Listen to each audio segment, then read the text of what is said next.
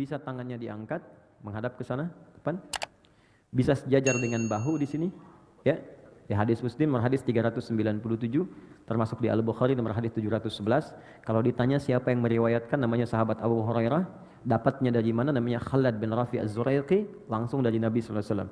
Jadi kalau Anda mengangkat tangan, boleh sejajar dengan bahu, hadwa mankibaihi, atau sejajar dengan daun telinga, naik sedikit di sini. Ya, di sini. An-Nasa'i nomor hadis 1101.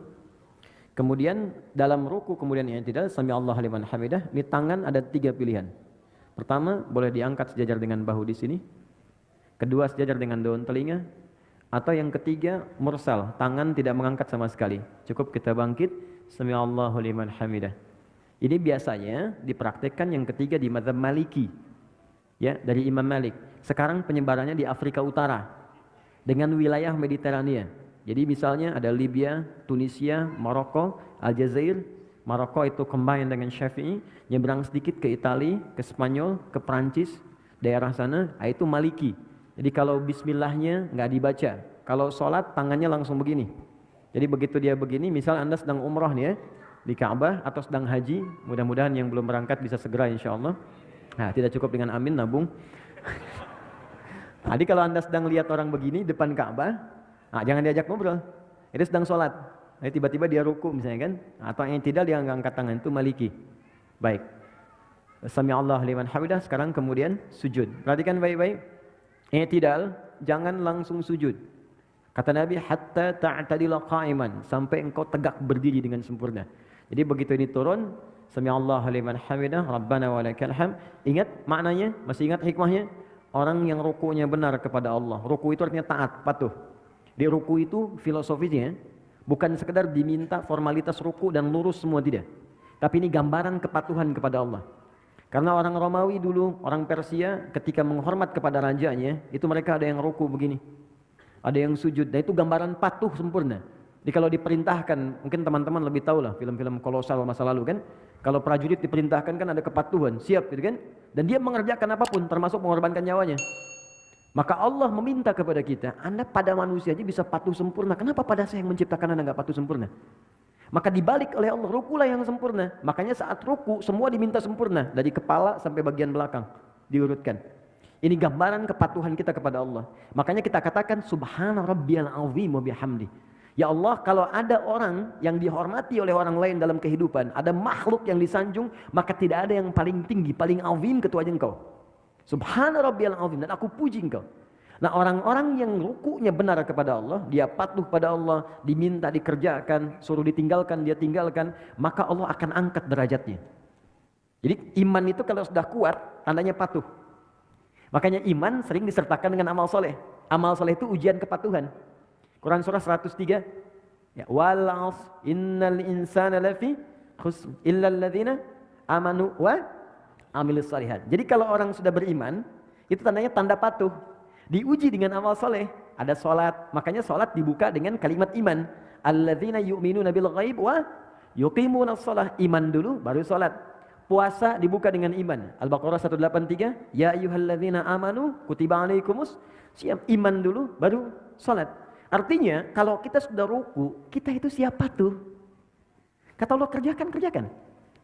Kata Allah tinggalkan, tinggalkan. Dan kata Allah, aku enggak butuh dengan itu, ini untuk kamu.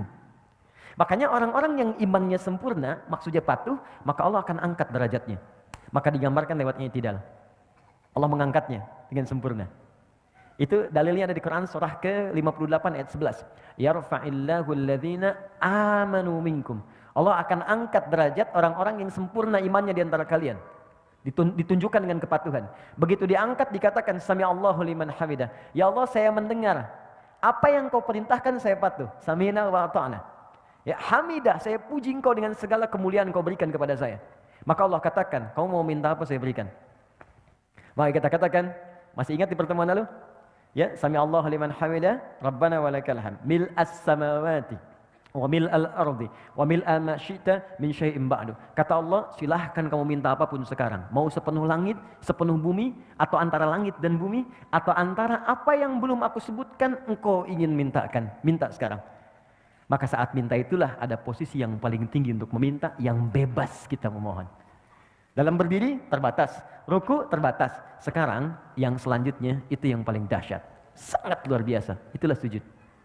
Tapi ada rahasia setelah sujud, itu pun sangat istimewa. Maka kita diminta sujud, turun,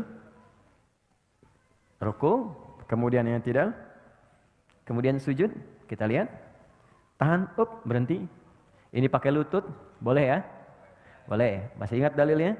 Abu Daud nomor hadis 838 dari Wa'il bin Hujur. Boleh juga pakai kedua telapak tangan turun. Jadi begitu mau turun, telapak tangan dulu. Ya. Baru kemudian lututnya baru turun. Dan gak usah berdebat. Yang pakai telapak tangan sahabat Abu Hurairah, yang pakai lutut Wa'il bin Hujur. Wa'il pakai lutut, Abu Hurairah pakai telapak tangan, dua-duanya sahabatan.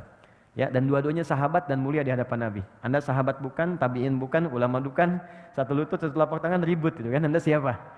Ya, yang lutut benar, telapak tangan benar. Yang salah yang pakai kepala duluan. Ingat itu. Oke? Sujud. Oke, tahan sebentar. Mohon izin. Maaf, mudah-mudahan kelihatan. Teman-teman, kata Ibnu Abbas radhiyallahu taala anhuma, umirtu an asjuda ala sab'ati azamin. Aku diperintahkan sujud dengan 7 anggota tubuh menempel. Plus tambahan 1 di hidung. 1 jabhah, kening. Ini keningnya menempel. Mohon izin, bangkit dulu mas. Di sini. Nempel ya. Dan tolong sekatnya ya, rambut ini sudah bagus, ya sisirannya udah baik.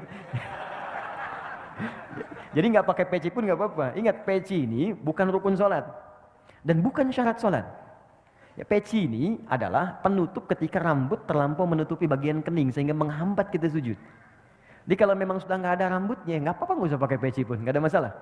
Ya, atau kalau mau pakai peci pun nggak ada masalah, silakan. Ya, jadi dan yang paling penting itu nggak ada penghalang yang langsung menghalangi rasa sujud. Kecuali hal yang ringan. Kalau ringan itu seperti mukena untuk perempuan, ya. Atau misalnya kain tertentu seperti sejadah, boleh sepanjang nggak terlampau empuk. Awas, ingat, saya ingatkan. Nabi melarang kita sujud di tempat sujud yang terlampau empuk seperti bantalan. Ada sejadah sekarang kelihatan mewah, tapi sebetulnya nggak bisa di tempat sujud. Oh, Oke. What's happening, you know? Oke. Nah itu nggak bisa, dilarang oleh Nabi. Kenapa? Karena nanti akan menghambat menempelnya kening dengan sempurna. Nah nanti kata Nabi, idza sajadta famakin sujudak. Kalau engkau sujud, tempelkan dengan sempurna sehingga terasa ada penempelan antara kening dengan tempat sujud. Dan sekarang ketika diteliti secara ilmiah ada titik God spot di sini. Itu enak. Jadi kayak kita tuh kayak sujud itu kayak mengalir ke puncak ke dalam kepala kita, ke bagian yang tengah ini. Dan biasanya kalau awal-awal belum sempurna itu agak pusing dulu awalnya. Setelah itu nikmat. Ya, itu yang pertama jabah. Dan ini mohon izin, jangan sampai berdoa dulu sebelum yang 7 ini sempurna. Jadi begitu kening sudah menempel, yang kedua telapak tangan, 2 telapak tangan, jadi hitung 3, 1, 2. Kemudian selanjutnya 2 lutut, 3 tambah 2, 5, lutut 2. Selanjutnya jemari di 2 telapak kaki, tambah 2, 7. Nah, untuk jemari khusus spesial, mohon izin menghadap ke arah sini sujudnya. Makasih, jazakallah khair. Fokus baik-baik, lihat teman-teman, saya ingatkan lagi, sangat bagus, sangat bagus. Kakinya nutup, bukan terbuka begini. Oke, tutup seperti ini. Kemudian jemarinya dilipat begini. Ya, ini nanti manfaatnya banyak. Lalu ini dibuka sedikit, tidak nutup ke dalam begini. Nabi pernah mengingatkan dengan keras, jangan kau bersujud, awas hati-hati, ya, dengan ini menutup. Jadi hati-hati kata Nabi, apa engkau mau bunuh diri? Ya, karena ketika Anda seperti ini, diafragmanya tertutup, napas menjadi sesak. Ini paling berbahaya, makanya dibuka. Ini saya tekankan karena ada sebagian mengatakan kalau perempuan itu ada yang mengatakan ditutup begini, itu tidak. Sama laki-laki dengan perempuan, sama saja. Kecuali dalam takbir di awal, perempuan tuh boleh rapat begini. Itu di Syafi'iyah. Karena dulu nggak ada hijab seperti sekarang. Ya, jadi terbuka pendek, makanya saat bertakbir begini akan kebuka. Karena itu ditutup begini. Ya, seperti ini. Kemudian kata Nabi, usahakan ini ada rongga. Ya, kalau dalam bahasa Arab di hadisnya anak kambing kalau lewat dia bisa lewat. Tapi anak kambing itu ukuran bagi orang Arab kecil. Bagi kita mungkin anak kucing gitu kan, atau kucing. Jadi kalau sekarang Anda sudah diminta anak kambing lewat ukuran kita, orang sekarang mungkin nggak akan pernah lewat. Ya. Poinnya ada jeda. Sekarang bangun mas, izin. Perhatikan baik-baik. Tarik nafas dulu. Oke, fokus. Dalam sujud, saya mau masuk ke bangkit dari sujud. Dalam sujud, Ketika Anda kemudian ingin sujud, itu perintahnya langsung dibocorkan oleh Nabi rahasianya. Fokus, kata Nabi, kalau Anda minta, ingin cepat dikabulkan, dan banyak permintaan, lakukan dalam sujud. Ya, lakukan dalam sujud. Saya ulang, lakukan dalam sujud. Dan itu bahasa Nabi banyak diungkapkan kepada sahabat, termasuk Ibnu Abbas radhiyallahu taala anhu. Ya, idza sajadta fa'aksirud doa. Kalau engkau sujud, maka perbanyak doa dalam sujud. Dalam sujud ini ada doa yang standar. Yang standar yang saya ajarkan di pertemuan lalu, ya subhana rabbiyal a'la atau subhana rabbiyal a'la wa bihamdi atau subhanakallahumma bihamdika Allahumma ighfirli. Setelah itu baru pembuka. Setelah itu silakan minta yang seluas-luasnya. Ada yang di rumah tangga kebutuhan, minta. Dan enggak perlu dilafadzkan dalam hati kita. Ya Allah sayangi suami saya, ya Allah sayangi istri saya, ya Allah berkahi keluarga kami, ya Allah cerdaskan anak saya, ya Allah terima ya Allah kebutuhan, ya Allah orang tua saya sayangi, ya Allah jika mereka telah wafat lapangkan kuburnya, ya Allah jika anak saya mendahului saya sayangi ia, jadikan dia sebagai pangeran-pangeran surga, putih-putih surga. Karena sementara itu tertukar, ada yang ayahnya wafat duluan, ibunya duluan, ada anaknya dipanggil duluan. Nabi pernah berita gembira pada seorang ibu yang mengandung, tiba-tiba ketika melahirkan anaknya wafat. Ibu itu bersedih, lalu turun sebuah kalimat yang sangat indah. Dia sudah menjadi bidadari dan pangeran di surga. Kenapa engkau orang tuanya mesti bersedih? Dan kalau orang tuanya benar, beramal dengan sempurna, maka anak itu akan menghijab dia dari neraka. Itu tabungan yang sangat indah. Ada orang tua mendidik anak sampai dewasa dan belum sampai level itu. Anda dikasih hadiah duluan gitu. Di bahasa Nabinya begitu, kamu saya kasih hadiah, kenapa kamu bersedih? Dan semua orang akan wafat sesuai dengan ajalnya. Ima sekarang atau besok. Kamu menangis pun tidak akan menghentikan ajal dia tiba. Tapi engkau berjuang, engkau mengandung, engkau berdoa. Dan engkau menginginkan anakmu baik, aku kabulkan. Dan dia akan menghijab engkau sampai di akhirat. Cuman jangan sampai engkau berpisah dengan dia. Anakmu sudah fitrah baik, engkau berbuat maksiat. Makanya orang tua yang menjaga kesolehannya, walaupun misalnya enggak sempurna seperti orang lain, enggak hafal Quran. Banyak sahabat Nabi enggak hafal Quran. Enggak rajin tahajud. Dia mengerjakan sholat fardu, dia mengerjakan sholat sunnah, mencoba lebih baik lagi, semampu dia lakukan. Kemudian dia wafat. Dan dia punya tabungan itu. Maka kata Nabi, anak itu akan menghijab dia dari neraka. Ya, Islam itu kadang dibacanya pakai dalil gitu dan pakai jiwa. Kalau iman kita ikuti, maka akal akan mengikuti itu. Nah yang paling menarik minta dalam sujud. Jangan sia-siakan, makanya Nabi itu lama sujudnya. Banyak orang salah persepsi, mengira sujud terakhir yang paling lama. Yang hanya lama. Padahal setiap sujud itu lama. Cuman yang terakhir itu kenapa lebih lama? Karena Nabi itu rindu menuju sujud berikutnya. Menunggu sujud berikutnya itu lama, Bu. Ya, karena waktu sholat yang berikutnya itu harus ditunggu. Gini, Anda sedang mencintai seseorang. Berpisah beberapa saat kan nunggunya lagi lama kan? Anak mau pergi nih. Kita sangat mencintai anak kita. Dan dia baru kembali pekan depan, nunggunya lama kan? Makanya di bandaranya tungguin.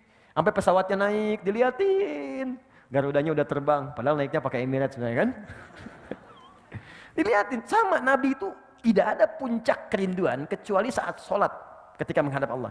Makanya sujud terakhirnya lama karena beliau mengharapkan perjumpaan sujud kembali. Nah untuk kitanya doa yang diperbanyak. Tapi ingat, ini pengantar kepada duduk di antara dua sujud. Saya akhiri pengantarnya. Sujud bukan sekedar meminta kita untuk berdoa. Tapi itu adalah puncak kepatuhan yang paling dalam sebagai ikrar komitmen kita kepada Allah supaya kita benar-benar patuh dalam hidup ini dari ujung kepala sampai ujung kaki. Anda bayangkan, ruku saja, ruku benar, komitmen patuh kita, Allah akan angkat derajat kita. Maka bagaimana dengan orang yang komitmen dari ujung kepala sampai ujung kakinya akan patuh kepada Allah? Ya Allah saya siap patuh, saya akan gunakan mata saya untuk melihat apa yang engkau perkenankan saja. Yang tidak engkau perkenankan, saya tidak akan lihat. Tundukkan, tunduk, sujud. Patuh. Ya Allah saya patuh, lisan saya hanya akan saya gunakan pada yang apa engkau inginkan. Yang engkau larang, aku akan jauhi. Maka tunduk, patuh, sujud, jatuhkan oleh kita. Dari ujung kepala sampai ujung kaki. Maka tahu apa yang terjadi? Begitu Anda kemudian bisa melakukan itu dengan semaksimal yang kita bisa, maka kita akan diangkat lagi oleh Allah dan langsung diberikan oleh Allah 6-7 jenis kalimat yang kalau itu dibacakan sudah selesailah semua persoalan kehidupan kita dunia sampai akhirat. Ya, dan cara mengangkatnya bukan berdiri lagi. Karena orang saat diangkat berdiri pun bisa lelah. Tapi Allah dudukan. Bukankah duduk lebih santai dibandingkan dengan berdiri?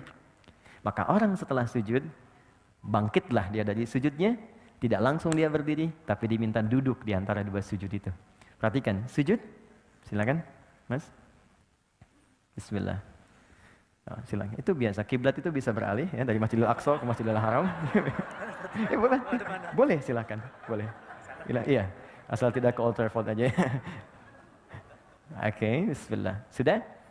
Sekarang sudah sujud, paham ya? Kenapa diminta sujud? Bukan sekedar kita memohon kepada Allah, tapi permohonan itu diikat dengan komitmen. Ingat, kalau Anda ingin cepat dikabulkan permohonannya, maka cepat pula lakukan apa yang Allah mintakan. Adil kan? Kata Allah, saya minta ini, kerjakan. Begitu kita kerjakan, kau minta apa? Saya kabulkan. Nah, ini gambaran patuh dari ujung kepala sampai ujung kaki. Begitu semua dikerjakan dengan baik, Anda bangkit. Maka Anda katakan Allahu Akbar. Baik? Ya, saya masuk ke caranya dulu. Saya masuk ke fikihnya. Yuk kita mulai ke cara duduknya. Mohon izin maju sedikit. Makasih. Ya, silakan duduk. Oke, fokus baik-baik. Teman-teman, ada dua jenis duduk dalam sholat. Satu, iftirash. Dua, tawarruk. Ya, saya tuliskan sebentar. Jangan nengok sedang sholat. Oke. Saya mau izin, saya pakai jubah hari ini karena ada yang ngasih saya. Saya kalau dikasih saya langsung pakai untuk ibadah dulu. Ya, setelah itu baru saya simpan. Jadi untuk menyayangi orang yang ngasih. Lihat sini. Satu iftirash. Enggak pakai hamzah. Iftirash pakai sin besar. Dua, tawarruk. Pakai kaf. Gini, pelan-pelan. Boleh melihat ke sini kalau ingin melihat ke sini? Ya. Iftirash akar katanya dari kata farasya. Kemudian ada firash, sesuatu yang terhampar, terbentang. Ya, Quran surah kedua Al-Baqarah ayat ke-22. Allazi ja'ala lakumul arda firasya. Allah yang telah menjadikan bumi itu di dalamnya ada hamparan. Ini bukan bumi datar. Ya, bukan bumi datar. Maksudnya di bumi itu kalau Anda keluar dari bumi, pengen tahu bentuk bumi, keluar dari bumi, lihat. Maka akan Anda lihat bentuknya. Tapi kalau Anda hidup di bumi, supaya saya mudahkan kehidupan, saya jadikan hamparan supaya Anda bisa pijak. Nah, firash itu hamparan. Kasur disebut firash karena terhampar. Kalau kasurnya bulat nggak bisa kita tidur di situ. Ya. Kemudian yang paling menarik, kalau kita berusaha menghamparkan sesuatu dengan sempurna, maka tambahkan alif dengan ta sehingga kalimatnya berubah dari firash menjadi iftirash.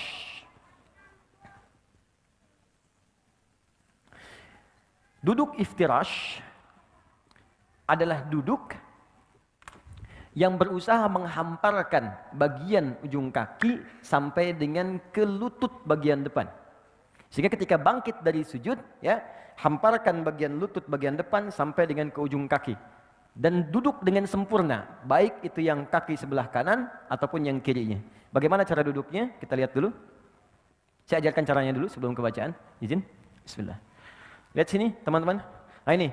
Jadi ketika kakinya dihamparkan, dilipat ke belakang. Jelas? Kemudian yang kedua, mohon maaf, ini kaki bagian belakang yang jarinya dilipat. Ini bagus sekali. Nah, yang ketiga, ini yang paling penting. Ada bagian kaki kiri yang sebagiannya itu dihamparkan ke arah dalam untuk diduduki. Seperti firash, kasur, kan kita hamparkan untuk diduduki, ditiduri gitu kan. Ini seakan-akan tumpuan bagian belakang tubuh kita itu menduduki bagian kaki sehingga disebut dengan iftirash namanya. Jelas ya? Baik. Ini hamparkan kaki yang bagian dalam, seperti ini, bagus, angkat sedikit, maaf. Ini, seperti ini. Ini yang disebut firashnya. Iftirash melipat kaki yang ini, menghamparkan yang ini, melipat kaki bagian yang kiri, lalu diduduki. Ya, jelas ya? Baik, jadi seperti ini sudah bagus sekali. Yang ini dilipat jarinya. Seperti ini. Awas hati-hati, ada sebagian beberapa kesalahan. Seperti ini, misal, kiri, kemudian kanan begini, lalu begini. Ya, ini cara duduk yang tidak tepat. Ini kelihatan. Baik ya, atau begini. Ya, kelihatan? Yang kiri dilipat yang kanan, ditumpu baru begini. Ini cara duduk yang tidak tepat. Ya, jadi yang tadi yang sempurna, Tapi kalau sedang ada darurat, ada kendala di lutut yang kanan, jangan dipaksakan dilipat ya. Itu boleh. Kaidah fikihnya ad-daruratu tubihul mahdzurat. Yang darurat boleh melakukan yang dilarang. Misal, saya nggak bisa begini, bisanya ke depan. Dalam kaki ada masalah, boleh ke depan begini. Ya. Dan yang samping nggak usah negur. Woi, nggak sopan. Dia bilang batal sholatnya tuh. Ya, dua-duanya batal. Oke. Kalau ngobrol. Oke, satu sudah. Kedua, badan tegak. Yang ini. Dia tidak maju ke belakang, tidak mundur juga, dia tegak sempurna. 3, posisi tangan.